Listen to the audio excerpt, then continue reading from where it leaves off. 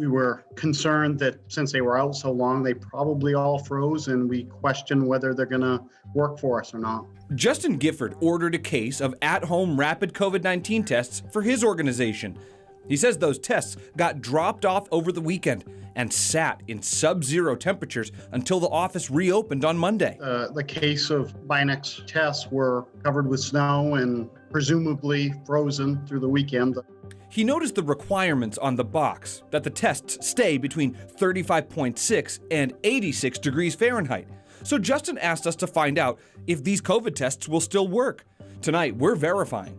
Will Binax Now COVID-19 tests still work if they're exposed to extreme cold or extreme heat?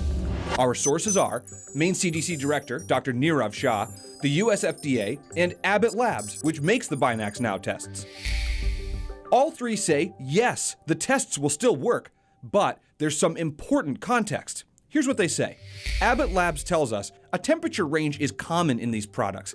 The test should be kept between 35.6 and 86 degrees. If the tests are stored outside that range for a, quote, relatively short period of time, a couple of hours up to a day or two, they will be fine to use. The US FDA backs this up and says, developers like Abbott test these products to make sure they'll still work, even when they're stored in very hot or very cold conditions.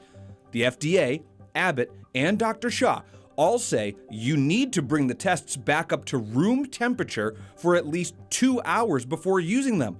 Otherwise, the cold could affect its performance. You do want to give that test kit time to come up to room temperature before you use it, just to make sure all of the reagents or chemicals in the kit have had time to make sure that they're fully active. So we can verify, yes, COVID tests that sit out in the cold for up to 2 days can still provide accurate results, but you have to wait for all the pieces to come up to room temperature before you use them.